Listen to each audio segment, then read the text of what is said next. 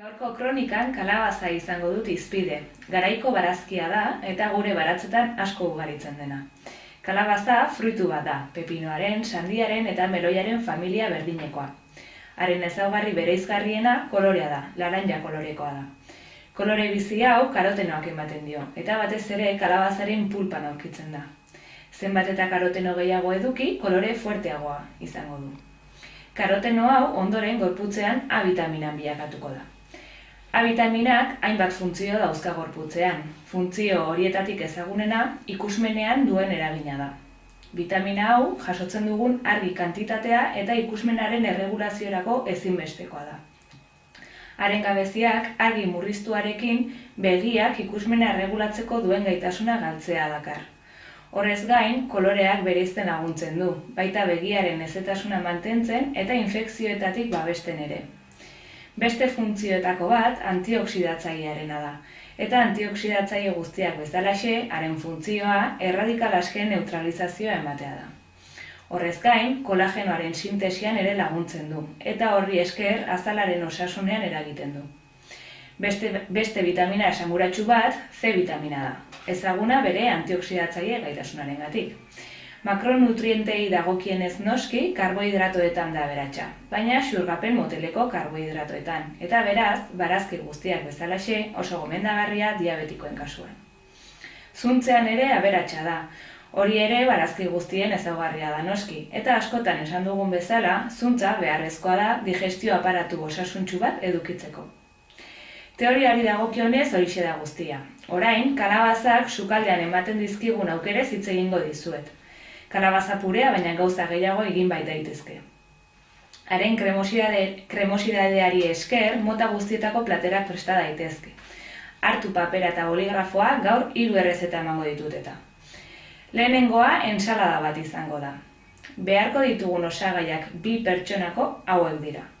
500 gramo kalabaza, nahi ditugun hosto berdeen espinaka, kanonigoak, rukula, pare bat eskukada pertsonako, granada erdi bat, dozena bat ur, oliba olioa eta sagar ozpina. Egiteko, lehenik eta behin labea berotzen jarriko dugu, 180 gradu zentigradotara.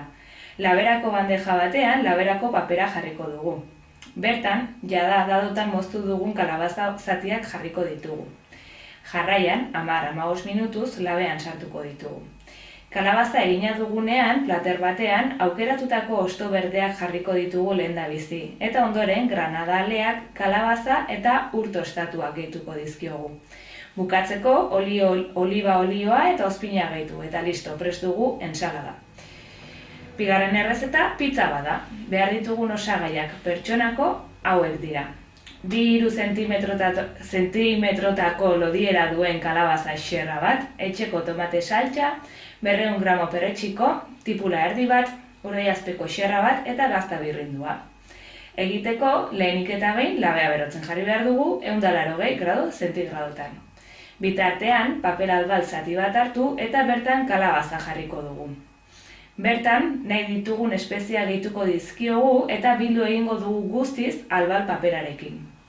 Labea beroa dagoenean, 10-15 minutuz sartuko dugu, sukaldatu dadin. Kalabaza egiten ari den bitartean, tipula eta perretxikoak salteatuko ditugu. Kalabaza prest dugunean, kontu handiarekin papera kendu eta pizza prestatzeari ekingo diogu. Horretarako, tomate saltsa jarriko diogu gainean lehendabizi, eta ondoren perretxiko eta tipul salteatuak. Honen gainean, urdaiazpiko xerra jarriko dugu eta gainetik gazta birrindua botako diogu. Azkenik, berriz labean sartuko dugu gazta urtu dadin, eta listo, prest. Bukatzeko errezeta gozo bat, kalabaza natillak prestatuko ditugu. Behar ditugun osagaiak 4 pertsonako hauek dira, 200 gramo kalabaza garbi, hau da, azala kendua dagoeneko, 500 ml almendra edari, ondo begiratu osagaietan azukre gehiturik ez duela, 125 ml koko esne, 4 goiarakada ezti, 3 goiarakada kuzu eta kanela norberaren gustora. Egiteko, lehenik eta behin, labea 200 gradu zentigradotara berotu, eta laberako bandeja batean, laberako paperarekin kalabaza jarri eta labera sartuko dugu 21 minutuz. Kalabaza egina dagoenean, batidora baten basora botako dugu. Baita 375 mililitro almendra esne, koko esnea, eztia eta kanela ere.